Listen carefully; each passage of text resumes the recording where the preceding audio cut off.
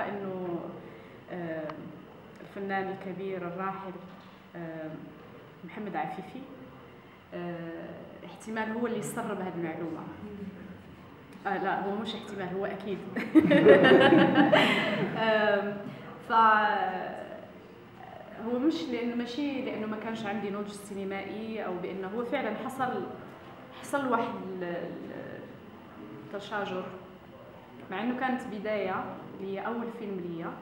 من بعد ما عملت جوج الكليبات كاغاني، ومن خلال كاني مطربه مغربيه يلا جديده اختاريت باش نعمل باحثات عن الحريه، لانه كنت نجسد شخصيات مغربيه غتولي مطربه معروفه. فطبعا كنت مجتهده وكنت كنسمع الكلام وبصراحه باقي حتى لدابا. انما ملي قريت السيناريو كان الشخصيه سعاد كانت بنت يعني انه ليها موهبه في الغناء، ولكن كتجي من واحد الوسط فقير حشومي ومن تحت الضغط، يعني ولو في باريس، لانه ما عندهاش يعني ما عندهاش كيفاش، يعني ما عندهاش مستوى، يعني لا مستوى ثقافي ولا حتى حاجه باش تقدر تعيش وتعتمد على نفسها. فمني تشتغل عند هذا السيد عنده البوتيك اللي قام به الدور الاستاذ محمد عفيفي، كيستغلها. ملي كنقولوا كيستغلها جنسيا، يعني كيستغل جمالها، يعني ما كانش بينهم اي علاقه جنسيه، وكان لازم نوريو هذه في الصوره كيفاش ما بينهمش علاقه جنسيه. فانا طبعا ملي قريت هذا الموضوع هكذا في السيناريو بان ما غيكونش مشاهد بعيده وهذا، وهي كتحاول تدافع، يعني هي كتحاول انه ترضي هذا السيد، ولكن في نفس الوقت هو اساسا عنده عجز جنسي، فبغينا نبينوا هذا الشيء في الصوره. فسافو دير انه طالما هي كتعرف بانه عنده عجز جنسي، ولكن كيستغلها في جمالها، فاكيد هذه الشخصيه ما غاديش تجي وتعرها له مثلا، وما كانش مذكوره في السيناريو، يعني ما فيش عري.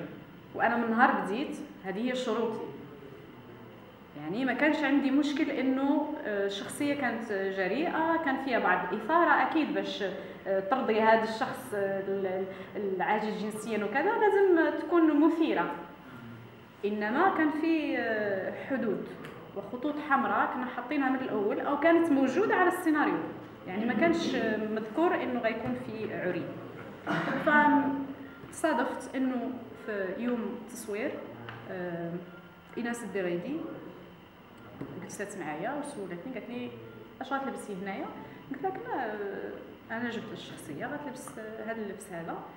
فقالت لي انه انا نحب واحد الوقت انه نبغي نشوف غير الظهر ديالك هو اللي باين. طبعا انا بالنسبه لي علاش؟ قالت لي والو انه باش يعني ترضي. قلت لا، هنايا غننقلوا صوره خاطئه للمشاهد، لانه هي كتعاني وهي كترضيه، يعني هي ما راضياش على اللي كتعمله، فكيفاش غتقلع حوايجها؟ يعني المفروض هي ما راضياش وكتشوف في المشهد انه هي غير راضيه على اللي كتعمله. فقلت لها هنا غنقل انا صوره خاطئه على الشخصيه. فصار شجار انه قالت لي لا انا المخرجه وعندي رؤيه وكذا وكذا. قلت لا، وانا الممثله وقريت السيناريو وما فيهش العري وما فيهش كذا. فهنا كندخلوا في اطار اخر، وانا غنولي تحت يعني في واحد الاطار اخر ديال الممثلات.